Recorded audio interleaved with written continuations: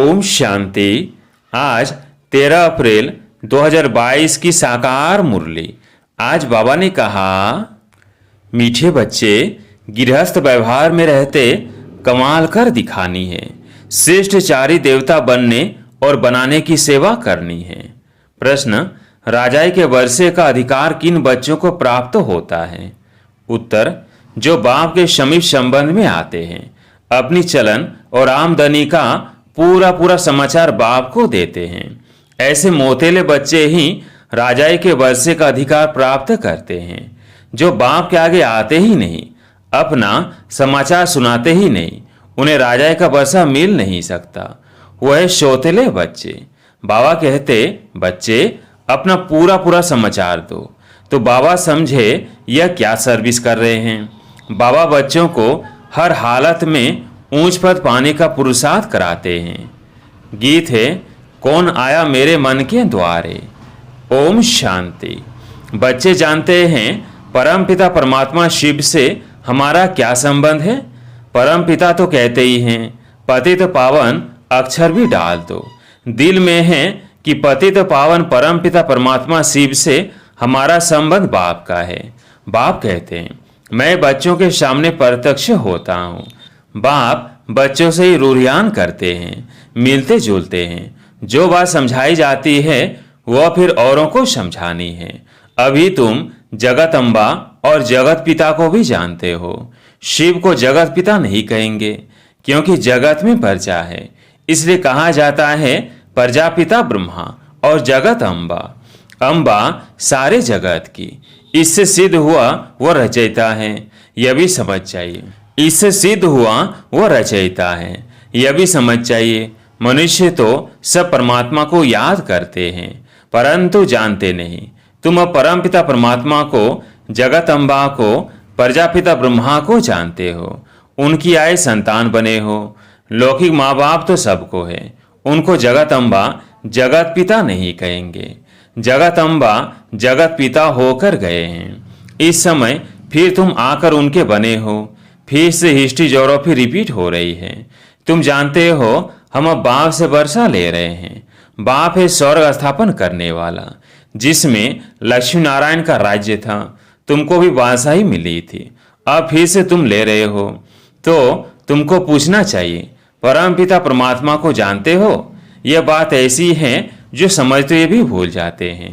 अपने आप को भूल, माता पिता को भूल, वर्षा गंवा देते हैं। यह है युद्ध स्थल। तुम इस समय माया पर जीत पाने के लिए युद्ध के मैदान पर खड़े हो। जब तक अंत न आए तो लड़ाई चलती रहेगी। उस लड़ाई वाले भी जानते हैं, अगर हम चाहें तो सेकेंड में सबको उड़ा दे। अभी तो एक दो को हथियार देते रहते हैं, कर्जा देते रहते हैं। अगर कोई मार दे तो कर्जा खत्म हो जाएगा। बाबा भी अखबार पढ़ते हैं। बच्चों को भी अखबार पढ़कर उससे सर्विस करनी चाहिए। बाबा से पूछना चाहिए, बाबा आप तो मालिक हो, फिर रेडियो क्यों सुनते हो? अब बच्चे, मालिक तो शिव बाबा है। हमको कैसे पता पड़े कि वायुमंडल क्या है, कहाँ तक लड़ाई आदि के आसार है? इस समय गोपोड़े तो बहुत मारते हैं, सदाचार कमेटियां आदि बनाते हैं। उनको लिखना चाहिए यह दुनिया ही भ्रष्टाचारी है। सदाचारी कोई कैसे हो सकता है? भ्रष्टाचारी भिखारी को कहा जाता है। यह बातें तुम बच्चे ही जानते हो। बच्चों में भी नंबर वार है। तुम सबसे पूछो कि परमपिता परमात्मा से आपका क्या संबंध है। जैसे क्रिश्चियन जानते हैं क्राइस्ट ने फलाने समय पर जन्म लिया। अच्छा, उनके आगे कौन थे? लक्ष्मी नारायण को राज्य किए कितना समय हुआ है?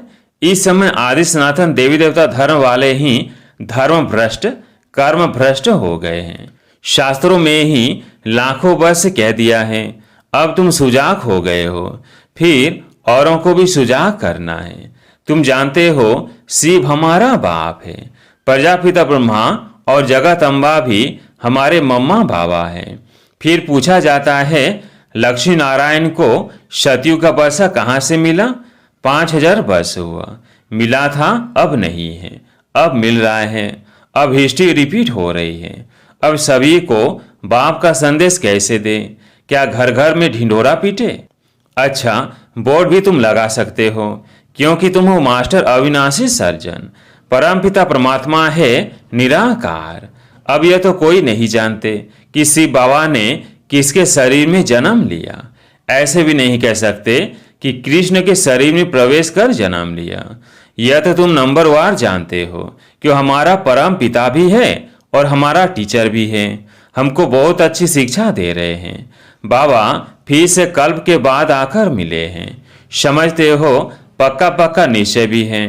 फिर घर जाते ही वो नशा उड़ जाता है। घर गृहस्थ में रहते, धंधे धोरी में रहते, कहाँ तक नशा रहता है। यह तो जरूर बाप को लिखना चाहिए, परंतु बच्चे बाप को पूरा समाचार देते नहीं। तुम बच्चे बाप को पूरा जानते हो, तो बाप को भी तुम्हारा पूरा मालूम होना चाहिए। जबकि वो तुम्हारा दादा है, तो उनको तुम्हारी चलन और आमदनी का पूरा पूरा मालूम होना चाहिए। तब तो मत देंगे। तुम कहेंगे शिव बाबा तो अंतर्यामी है, परंतु यह ब्रह्मा कैसे जाने। कोई तो बाबा के आगे आते ही नहीं है, इसलिए समझा जाता है ये सौतेले बच्चे हैं, तो राजा का बसा नहीं पा सकेंगे। अगर सीमत पर चलना है तो पूरा समाचार देना है। बच्चे भी बाप का सब कुछ जान लेते हैं, बाप को भी समाचार देना चाहिए। यह है हमारा रूहानी गृहस्थ व्यवहार का संबंध। यह है रूहानी ईश्वरीय परिवार। सुप्रीम रूह से सभी आत्माओं का संबंध है ना। सबसे ये प्रश्न पूछो कि तुम इन लक्ष्मी नारायण को जानते हो, परमपिता परमात्मा को जानते हो, तुम सतयुगी श्रेष्ठचारी देवी देवताओं को जानते हो। तुम लिख सकते हो कि इन सब बातों को जानने से तुम श्रेष्ठचारी बन सकते हो, नहीं तो कदाचित नहीं बन सकते। ऐसे ऐसे सर्विस करने से तुम ऊंच पद पा सकते हो। भ्रष्टाचारी को श्रेष्ठचारी बनाना यह तुम्हारा धंधा है, तो क्यों नहीं बोर्ड लगाते हो। स्त्री पुरुष दोनों ही सर्विस पर हैं। बाबा डायरेक्शन देते हैं, परंतु बच्चे फिर भूल जाते हैं, अपने ही धंधे में लग जाते हैं। सर्विस जो करनी है वो करते ही नहीं हैं। न पूरा समाचार देते हैं, न बोर्ड लगाते हैं। बोर्ड नहीं लगाया, सर्विस नहीं की, तो समझेंगे देवाभिमान बहुत है। मुरली तो सब सुनते हैं, बाबा क्या कहते हैं अनेक मत मिलती है। प्रदर्शनी के लिए बाबा कहते बच्चे गर्मी है तो पहाड़ों पर जाकर प्रबंध करो। अब देखे कहाँ से समाचार आता है कि बाबा हम ये प्रबंध कर सकते हैं। जानकारी है तो जाकर हाल व धर्मशाला लेकर प्रबंध रचना है, तो बहुतों को संदेश मिले। यहाँ भी बोर्ड लगा हुआ हो, ज्ञान सागर पतित पावन निराकार परमात्मा से तुम्हारा क्या संबंध है। फिर जगत अम्बा और जगत पिता से तुम्हारा क्या संबंध है। वो क्या देंगे, जरूर जगत का मालिक बनाएंगे। ब्रोवर तुम अब बन रहे हो, कल पहले भी बने थे। तुम यह बोर्ड लिख दो तो फिर और सब प्रश्न ही खत्म हो जाएंगे। लक्ष्मी नारायण को यह विश्व के मालिक बने का वर्षा कैसे मिला, पूछने वाला तो जरूर जानता होगा। अगर इतनी सर्विस नहीं करेंगे तो गद्दी पर कैसे बैठेंगे। ये राजयोग है न से नारायण बनने का, प्रजा बनने का नहीं। क्या तुम यह प्रजा बनने आए हो। बाबा के पास समाचार आए तो बाबा समझे कि यह सर्विस कर रहे हैं। न घर का न सर्विस का समाचार देंगे तो कैसे समझेंगे कि यह विजय माला में आएंगे। निश्चय बुद्धि विजयंती, संशय बुद्धि विनश्यंती। तुम जानते हो अभी हमारी राजधानी स्थापन हो रही है। उस राजधानी में ऊंच पद पाने का तुम बच्चों को पुरुषार्थ करना है, परंतु कोई की तकदीर में नहीं है तो टीचर क्या कर सकता है। तुमने ही ऐसे खोटे कर्म किए हैं जो तुम्हें भोगना पड़ता है। मम्मा ने अच्छे कर्म किए हैं तो कितना अच्छा टेंशन से मम्मा ने ऊंच पद प्राप्त किया। तुम बच्चों को हर हालत में खूब पुरुषार्थ करना चाहिए।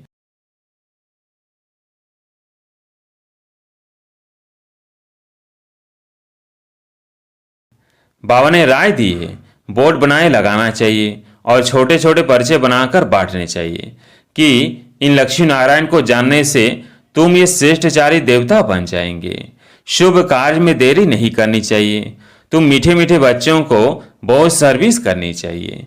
गृहस्थ व्यवहार में रहते कमाल कर दिखानी है, कब छोड़ने का ख्याल नहीं करना है।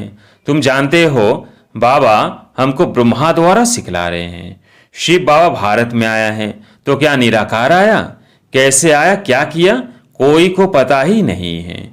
शिवरात्रि मनाते हैं, जरा भी पता नहीं है। परमात्मा आते ही हैं पावन बनाने। बाबा कहते हैं कोई भी बात में मूंझते हो तो पूछो कि बाबा हमको यह बात समझ में नहीं आती है। 84 जन्मों का राज भी समझाया है, वर्णों में भी आना है। तुम ये धारणा करते हो बरोबर हमने ऐसे 84 जन्म लिए हैं, अब फिर हम सूर्यवंशी बनते हैं। जितना जो पुरुषार्थ करेगा उतना ऊंच पद पाएगा। कितनी सहज बात है, फिर भी बुद्धि में बैठता नहीं है तो आकर पूछो। बाबा हम इस समझाने में मूझते हैं, पहले पहले अलग का परिचय देना है। ये बोर्ड सब लगा दे, इस नॉलेज से तुम सदा सुखी श्रेष्ठचारी बन जाते हो। ये अच्छा है ना, टेम्पटेशन होगा, क्यों न ऐसी बात जाकर समझे। बाबा सर्विस से समझ जाएंगे कि कौन कौन सच्चा बच्चा है। जो टेंशन देते हैं वही माला का दाना बनेंगे। करके दिखाना है। तुम तो प्रैक्टिकल सम्मुख बैठ सुन रहे हो, बाकी बच्चे मुरली द्वारा सुनेंगे। ये सब समझने की बातें हैं। परमात्मा बाप भी है, फिर पति से पावन बनाकर ले जाते हैं तो गुरु हो गया।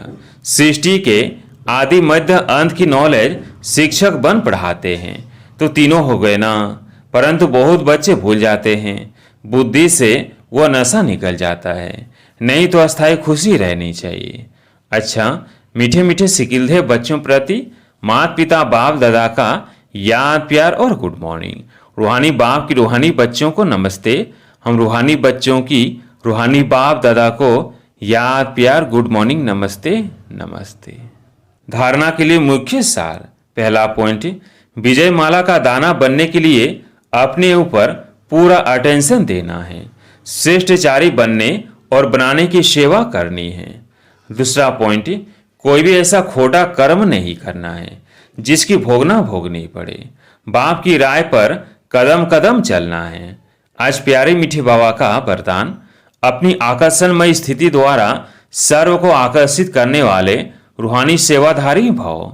अपनी आकर्षणमय स्थिति द्वारा सर्व को आकर्षित करने वाले रूहानी सेवाधारी भव। रूहानी सेवाधारी कभी यह नहीं सोच सकते कि सेवा में वृद्धि नहीं होती या सुनने वाले नहीं मिलते। सुनने वाले बहुत है, सिर्फ आप अपनी स्थिति रूहानी आकर्षणमय बनाओ। जब चुंबक अपनी तरफ खींच सकता है तो क्या आपकी रूहानी शक्ति आत्माओं को खींच नहीं सकती? तो रूहानी आकर्षण करने वाले चुंबक बनो, जिससे आत्माएं स्वतः आकर्षित होकर आपके सामने आ जाए। यही आप रूहानी सेवाधारी बच्चों की सेवा है। स्लोगन, समाधान स्वरूप बनना है तो सबको स्नेह और सम्मान देते चलो। समाधान स्वरूप बनना है तो सबको स्नेह और सम्मान देते चलो। अब सुनते हैं मातेश्वरी जी के अनमोल महावाक्य। हेडलाइन, परमात्मा एक है, बाकी सर्व मनुष्य आत्माएं हैं। अब यह तो सारी दुनिया जानती है कि परमात्मा एक है, वह सर्वशक्तिमान है, जानी जाननहार है। ऐसे तो सारी दुनिया खुद भी कहती है हम परमात्मा की संतान हैं। परमात्मा एक है। भल कोई धर्म वाला हो वो भी परमात्मा को ही मानते हैं। वो भी अपने को परमात्मा द्वारा भेजा हुआ संदेशवाहक समझते हैं। ऐसे ही संदेश लेकर अपने अपने धर्म की स्थापना करते हैं। जैसे गुरु नानक ने भी परमात्मा की इतनी बड़ाई की। एक ओमकार सत नाम। एक ओमकार का अर्थ है परमात्मा एक है। सत नाम अर्थात उसका नाम सत्य है। तो गोया परमात्मा नाम रूप वाला भी है, अविनाशी है, अकाल मूर्त भी है, तो फिर कर्ता पुरुष भी है। माना वो खुद अकर्ता होते हुए भी कैसे ब्रह्मा तन द्वारा कर्ता पुरुष बनता है। अब ये सारी महिमा एक परमात्मा की है। अब मनुष्य इतना समझते हुए फिर कहते हैं ईश्वर सर्वत्र है, अमात्मा सो परमात्मा है। अगर सभी परमात्मा ठहरे फिर एको ओमकार यह महिमा किस परमात्मा की करते हैं? इससे सिद्ध है कि परमात्मा एक है। अच्छा, ओम शांति।